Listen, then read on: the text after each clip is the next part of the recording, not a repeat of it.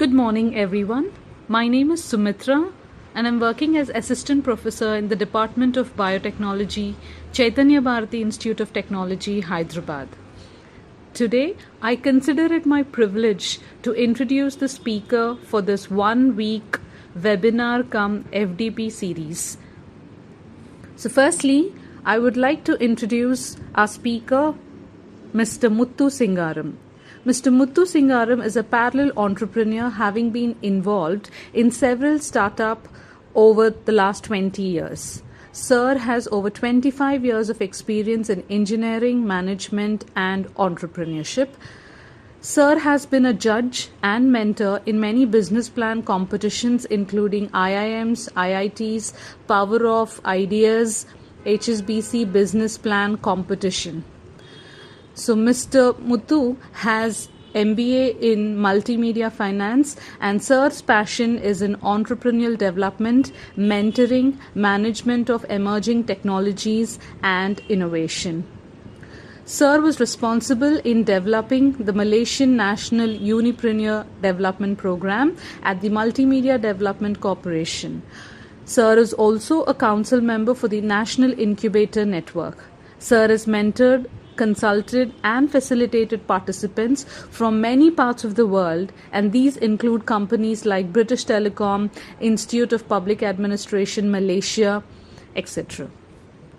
Well, the National Productivity Corporation, Malaysian International Chamber of Commerce and Industry has recognized Sir's effort, and he has been a visiting faculty or adjunct faculty member, professor at several universities in Malaysia and India. And in India, Sir has been invited to various universities like Anna University, Madras, in India, National Institute of Design, Ahmedabad, etc., and many other prestigious institutions. Sir was the project director at the British Telecom at their Asian Research Centre. In a span of 16 months, the team filed 10 patents and 16 publications. One of Sir's projects, ODR World, an online dispute resolution service, was a provider at eBay, India. Currently, Sir is working on a virtual international business accelerator, aka Viber Zone, based in several locations. Sir's recent major consulting assignment is for the Malaysian government agency under the Prime Minister's office on industry-driven innovation, helping research and entrepreneurs. Sir is also mentored and he's authored 2 books. The first one being Entrepreneurship, a hands-on guide to starting your business, and Greenfields is the second one, which is suggested standard operating procedures for incubators.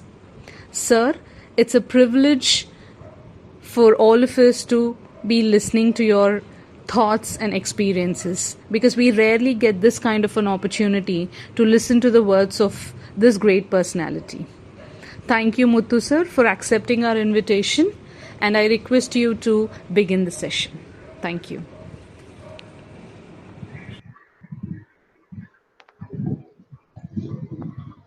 Good morning, everyone. Thank you for the opportunities, to the organizers for giving us the opportunity to present this morning. I've just put on my presentation. Archana, can you see my presentation? Yes, sir, I could see your presentation. Okay, so let's get started. The topic we are going to cover today is called Role of Startups During the Pandemic and the Future. So we'll take you through the next 35 minutes, 40 minutes on what we are going to talk about. First thing, as always, we like to do is for you to write down what would you like to achieve in our session. So you've made your time worthy of spending with us this morning. We'll give you 30 seconds, so I'm going to keep quiet for 30 seconds.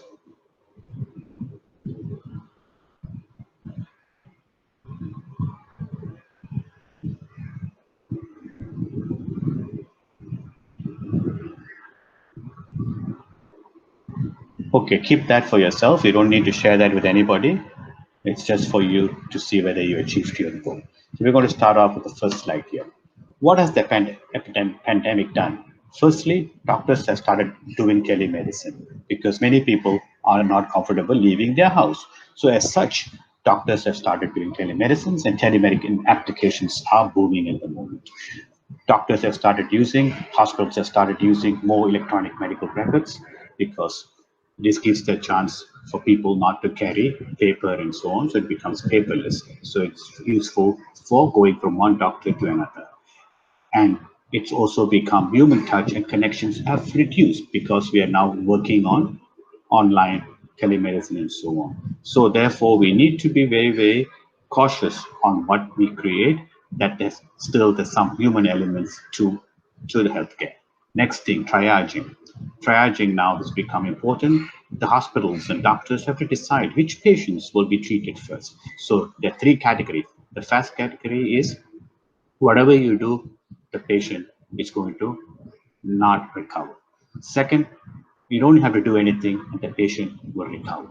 And the third option is where triage will have to work. The patient has a chance of recovery by doing something. So this is not necessarily the youngest patient or the oldest patient, it's the patient with the best chance of survival. So triaging has become important. And recently, in one of my interaction with the hospital in Bombay, they said they've told that the young doctors that triaging will be a hospital decision and not a doctor's decision. So the doctor does not have to feel uncomfortable making those decisions. He just has to make a decision, believing it is for the hospital's decision. Public health has never been in forefront as much as it's today after the pandemic. Public health has become an important role. It's going to open up venues. Lots of opportunities in public health is going to happen. Today, companies are willing to share information, in particularly drugs, protective gear, and so on.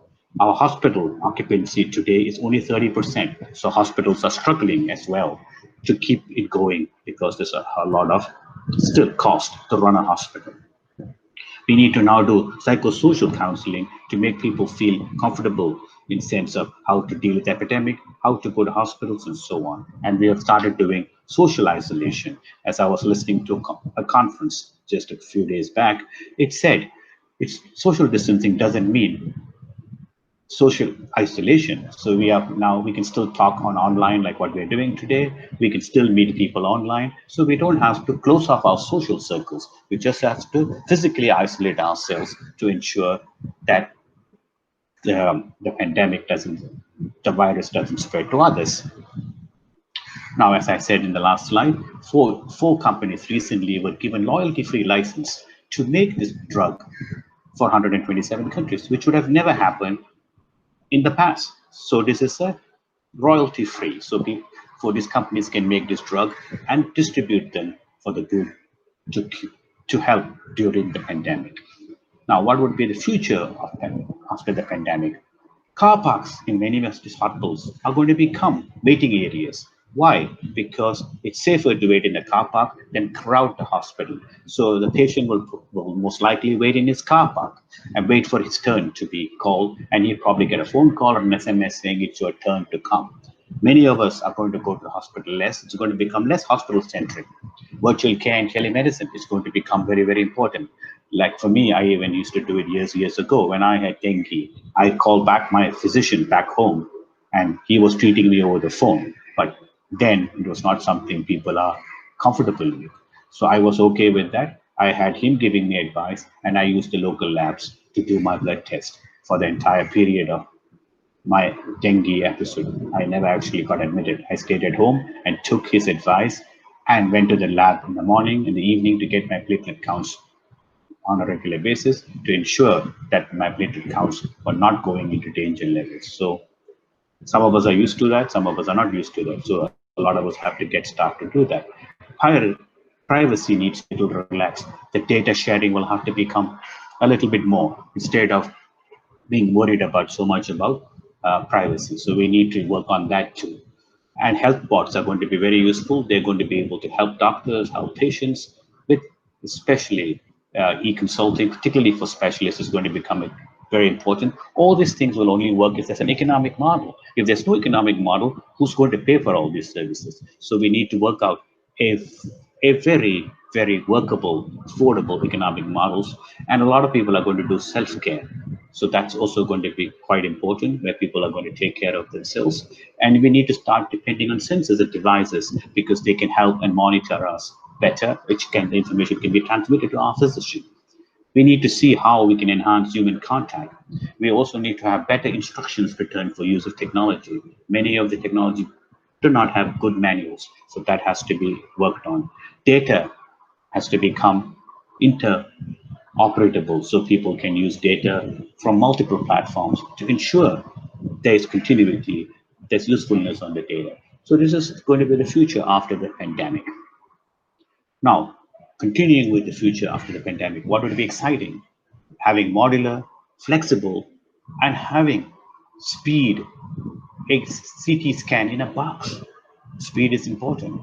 Flexibility is important. We need module. You could have a CT scan in a little box where it could help us. I mean, this is futuristic things that startups can look at. We need to be collaborating more. This is going to be a big word. Many of us are going to start collaborating. Lots and lots and lots of us are going to collaborate because that is the way forward from now. So the pandemic hasn't been all bad. It has started making people connect better. We need different skills. We forget the number of technicians have been running around, keeping all that equipment in the hospitals during this pandemic running. We only talk about nurses. We talk about doctors, police, others, but we never talk about the poor technicians who are running around the country, around the world, keeping this equipment running. They are servicing them, they're ensuring they work well. So we need to have lots of different skills coming into. Productivity must go up and the cost must come down. And that's where a startup will get in, bringing costs down, but productivity must increase. Patients will go for tests before doctor's appointment.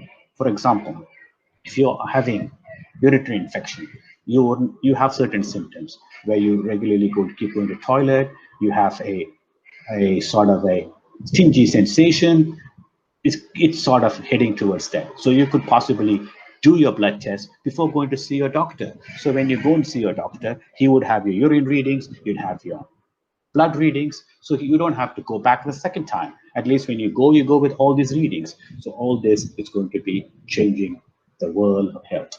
Now, networks plus speed is important because we talked about doing telemedicine. If the network is not there, the speed is not there, we will not be able to achieve these things. Network security is like health security. We only know when there is a breach. So we can learn a lot from our friends who do network security, how they tend to keep their security on the network. So health security can learn. We also need to learn about contact tracing. So we know where people are, what they've been doing. So these are our futures of the pandemic. Now, this is a recent report which shows that 14% of companies have improved both in growth and margins. So not everyone has struggled. For example, healthcare, consumer suppliers, and mostly telephone operators, they would have all benefited because we are all using online facility like today. So all this costs money. So this is the data from BCG just about a month back. So you can see there are people who have grown during this time. Of course, others have also shrunk about 44%, but that's quite normal where the shrinking is. Now, what is machine learning? Machine learning involves artificial intelligence, which enables the system to learn through a human expert who will automatically, through his experience, build these algorithms, which will actually help diagnose the new person, that is the patient who's coming in. So all this happens through machine learning. So instead of the system looks into a database, it actually learns from what it has within the system to provide a solution. This enables the system to provide solutions to problems identified and recognizes the pattern. So for example, tiny spots on an X-ray. The system will try and interpret what these tiny spots are to help the doctor make better decisions. It helps them learn through provided inputs and commands. And therefore, the person who's teaching this uh, algorithm will need to be an expert themselves. The algorithm is going to be as good as what the input is. So it's important to make sure the input is extremely well taken care of. With this, support providers from machine learning organization will be able to work more efficiently and produce revolutionary. This can happen in manufacturing, it can happen retail, particularly healthcare. Healthcare is going to play a big role as we go into post pandemic. It can work in oil and gas, financial predictions, and so on. So AI and machine learning, they are here to stay. Now, trust areas which startups can explore right now.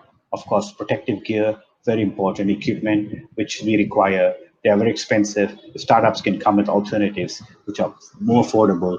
It will help patients.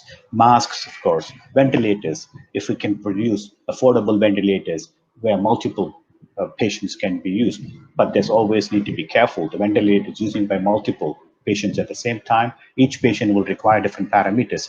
So we need to be able to have an intelligence built in between. So each patient gets what it requires and not a standard ventilator going on. Synthesizer are also important. We need to have them made. Vaccine and drug discovery is becoming very important. Lots of funding going into that. So that's an area. It's costly, but it's very, very important to do. And the last one is test kits. We need to have rapid test kits so we can find out who has been infected, so treatment can start, isolation can start. All that would help us. Now, general procedure of an AI and non-AI based application that helps. Let's take an example right now for COVID-19. So if it's AI based, the physician identifies possible matches of COVID symptoms with the help of the AI. So then he takes samples, he gets the patient quarantine, he looks at the AI to treat and monitor when we get into recovery phase, and then retest for coronary. Positive is still isolate, negative we cure. See the number of steps are less if we are using an AI. There's a conventional physician analyzes symptom, he decides if multiple matches found, if no multiple matches found, no test taken. So with the AI, we will not have that issue. We will not make those, hopefully not fall out in that area. Then you test the samples taken, the patient is quarantined, if it's synthetic, is treated, recovery phase, retest for COVID, it's the same, the last two steps. It's positive, you isolate, negative, you cure. So it's important to have this to help the physician make the right decision so we don't have any false um, readings coming on negative or positive. Very, very important. My colleague now will take you through these next few slides. Archana is going to talk you through the next 4 or 5 slides. Over to you, Archana. Hello everybody, I'm Archana. First of all, I would like to thank our CEO, Mr. Muthu sir, for giving me this opportunity. Now, to look into the applications of AI, AI has vast application in different sectors of healthcare. Say for the research and development sector, AI could be very helpful in fastening the drug discovery and its development since it has a lot of existing data sets in its cloud. So this will be very helpful in diagnosing and discovering the drugs and its development. In regulatory compliance management, AI would be helpful in complying various information. So this will in turn will increase the quality of the product and its operation support. AI will be very helpful in market intelligence. It will be very helpful in creating and collecting data in accurate manner. So this might pose any threats and opportunities to the scientists in various decision-making aspects. It will be very helpful in scientific information management, thus providing results in a very reliable manner. Thus, this will reduce your knowledge retrieval and your search productivity. It will also has vast experience and usage in robotic automation. This AI will help the bots in finding out data from the complex documents, thus automating the complete internal workflow of a system. Next slide, sir. Yes, there is various applications of AI in healthcare. So artificial intelligence and machine learning has vast applications now booming up in the healthcare sector. Right, say for the identification of diseases and its diagnosis, in drug discovery and its manufacturing. AI also has various applications in biomedical imaging diagnosis as well. Now, various customized treatments and medicines has been coming up. So AI has a very good vast application in that too. And in machine learning based modification system, AI is also being used. And in maintaining smart e-health records. So we have been like a traditional system, we'll be using a large amount of paper reports from our hospitals. So maintaining a e-health record is even more convenient nowadays for many patients and also for the hospital system. AI can also be helpful in many clinical research and in trials, in various data collection aspects, and in radiotherapy and in radiology. With large number of complex data storage and a database setup, AI can also be helpful in predicting an outbreak in future. It also has a very good application in robotic surgeries as well. So, yes, there are a lot of companies that have been facing challenges recent time. Even startup, even or big companies, AI can be very helpful in overcoming these challenges faced by the companies. For example, uncertainty in its demand and supply. AI can be helpful in fastening the decision-making aspect of a company in updating forecast in real time. So, with an example, we can say for in a digital control towers and in decision support platforms and tools, AI can be very helpful. In any disruption in supply and operations, AI can be helpful in flexibly allocating the resources and in improving the cost efficiency of the product. It can be used in chain optimization, value chain optimization in real time. As the challenges in the workforce allocation, AI can be very helpful in optimizing the remote offerings and in reallocating the workforces. Hence, this can be used in labor allocation as well. Since there's a lot of dynamics in the consumer priorities and in confidence, since the sector has been changing a lot, AI can be very helpful in giving a rapid response to the new changes and the new behaviors in the system. Thus, this can be helpful in customizing the product in the real time. Next slide, sir. Yes, there are a lot of benefits of artificial intelligence in healthcare. The main benefit is it can provide results in a very high quality manner. So this will have a proper and better hospital management system. A lot of teleconsulting services has now been coming up during this pandemic, since AI has been a very assistive tool for the doctors and patients during this pandemic. And with this AI, we can have a maximum number of error reduction in the results and in the delivery system. Since many man-made error can be reduced, this can also be used for various applications in healthcare. So this will reduce many manual activities. Since the process has been automated, so this will reduce the manual activities from the hospitals in the patient care system. And also with AI, we can extract data very precisely and very accurately. So since there is no human intervention, this can be extracted very in a precise manner. And this can be used for patients who need very proper and continuous monitoring outside the hospital system. So in the base of their home, they can able to have a good proper hospital and patient management. And AI can also be helpful in analyzing the risk and threats that can be overcome and that can be occur in a system. Hence, AI can also be used to store a large number of data, a large number of complex data on its cloud. Thus, the healthcare system is very secure using an AI. Thank you, sir. Thank you so much for giving this opportunity. Over to you, sir. Thank you, Archana. Well done. It was her maiden's presentation. You've done very well. Very good. Now, let's continue with the next slide. Other use cases, examples of AI in the post-crisis world.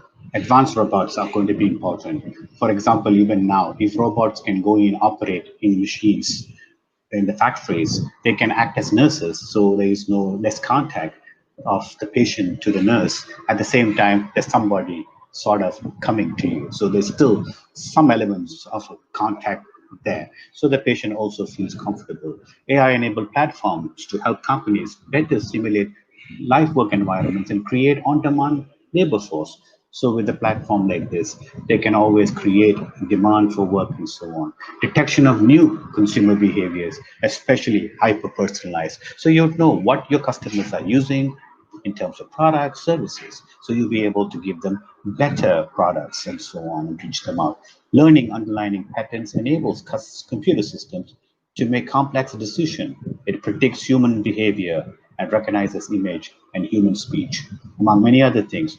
So AI can help not only in healthcare, even in consumer behavior, by understanding, learning, and then giving you a prediction what your customer wants. So all this is important.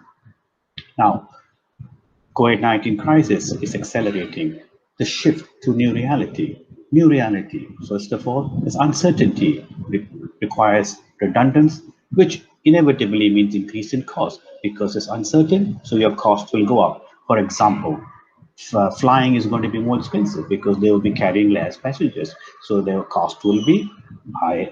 Secondly, less people are going to fly, so there's going to be again extra. So how can AI help in that case?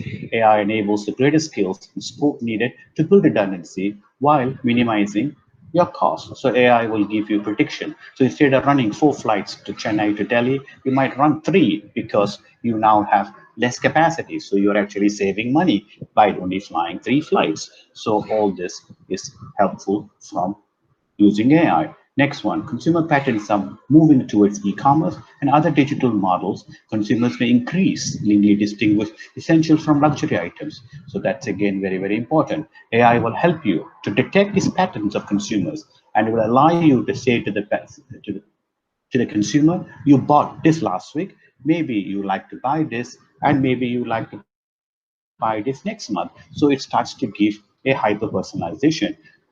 AI can improve R&D, innovation, and new product development, obviously, because you get lots of data coming in, lots of intelligence in there. So you start to be more productive. Remote ways of working are becoming the new norm. On-demand labor is becoming more important. Of course, all this to do with cost. So AI-based companies are equipped for new ways of working. So they have already learned how to work from remote areas. It will also enable them on-demand labor through more precise sales and supply protection. So as you go, you can get more labor. As you get less order, you can have less labor. So AI will be able to give you the protection. So during a peak period, you may need 10 people. At a low period, you might need only 3 or 4. So this helps you predict, keep the cost down, make it more effective, makes it more manageable. So this is really the new reality. Now, what is there for startups to do? Rapid test kits are definitely going to be of great value. Contact applications, because you need to find where these people are, where have they gone, where they come from. So it's important to have contact applications in place. We'll also need to have contactless devices. For example, the doctor's stethoscope is now touching a patient. So the next patient might be a little concerned of getting something out of it. So even my conversation with some doctors have said medicine is going to be different now. There has to be less contactless devices. So these less contactless devices have opportunities. So you may want to think how you would ensure these contactless devices can be brought into the day-to-day applications. Now, 5 principles for building a human-powered AI company. First of all, we need leadership on board. The top management must be keen. Several months ago, if you said we will do this seminar online, nobody would have been interested or keen. Today, there's few hundred people watching this seminar, which we would have never been able to do together at a face-to-face. Maximum would have had 500 people. Today, we can have more than 500 people because everyone doesn't have to travel. So cost becomes cheaper. You don't have to provide tea, coffee, lunch. So cost becomes cheaper. So you got to encourage leadership to come on board to build a case for it. So this is again similar to what we are doing today. AI will need to do that. You need to reimagine the organization with AI as its core activity, transforming the human-powered AI company. As artificial intelligence, it says artificial. You cannot go away with the natural intelligence. You still need both of them working together. You need to contain or discard legacy processes. You need to prepare people for the change. We'll need to understand that AI is here to help us, not to take our jobs away. It helps us to do better with our work. As we've been talking about, it reduces error. It helps in mundane jobs where the AI would not make a mistake, but humans would make a mistake because we are easily get tired, fatigued, bored, and we make errors. Machines don't get into that. So you have that advantage. Now, try and AI applications in the health sector. We're just going to run through some of these companies. Smart Recording is spoken by my colleague just now. These are the 3 companies working on smart recording. So they try to reduce cost of recording medical data by optimizing its regular operation. So we're not going to go through in detail of each company, but it's just to give you an idea what is happening out there.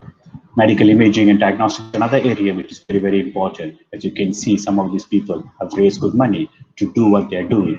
Microsoft is working in it, Quantum Insights are working in it, Patai is working in it. So there's lots and lots of activities happening in this medical imaging and diagnostic. Huge opportunity for us. Drug discovery and development, of course, people like Pfizer, Bio, Bio, Biosystems, Sysmetric, and Insitro, all are working on drug discovery. Drug discovery is always cost effective. It's very expensive. So AI could help us reduce that cost possibly, and to help us do our innovation and R&D throughout using AI. So these are some other companies working on these areas. Medical data, treatment and prediction of disease is another important area. These companies are working on that. So you can see many of them are based out of the US. We also have Indian companies who are working out of, in some of these areas. And these are working on startups which are using AI. So you got Advanced Cells. They are working at high medical standards to deliver regenerative medicine, which delivers treatment options to patients.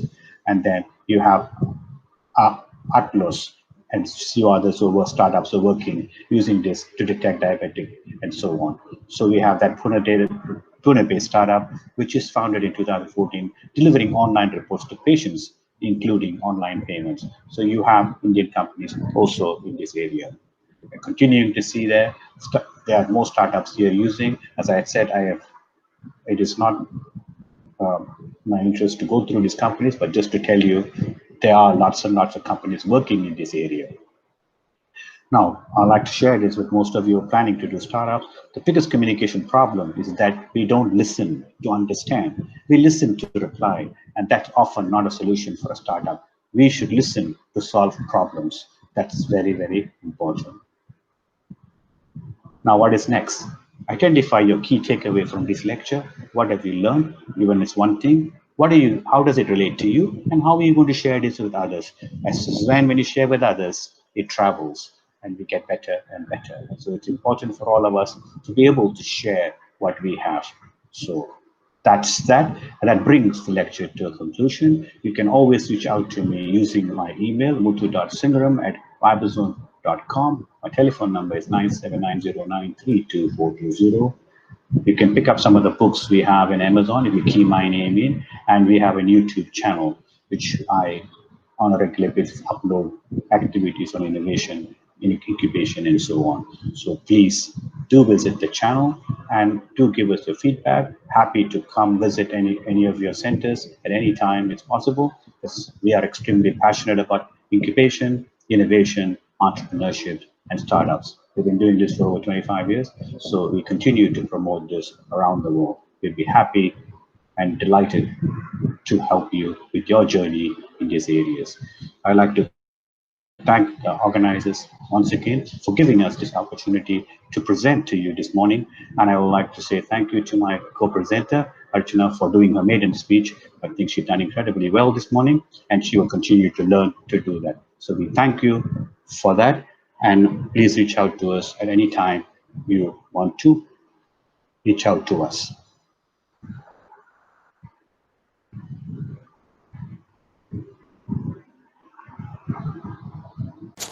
I would like to thank Mr. Muthu Singaram sir for accepting our invitation and being a part of this 1 week webinar cum FDP series and delivering such a wonderful lecture. And I'm sure that participants have thoroughly enjoyed this session, and it must have been a thorough learning experience for everyone. I have thoroughly enjoyed this learning experience by listening to you, sir. Thank you very much, sir. Thank you.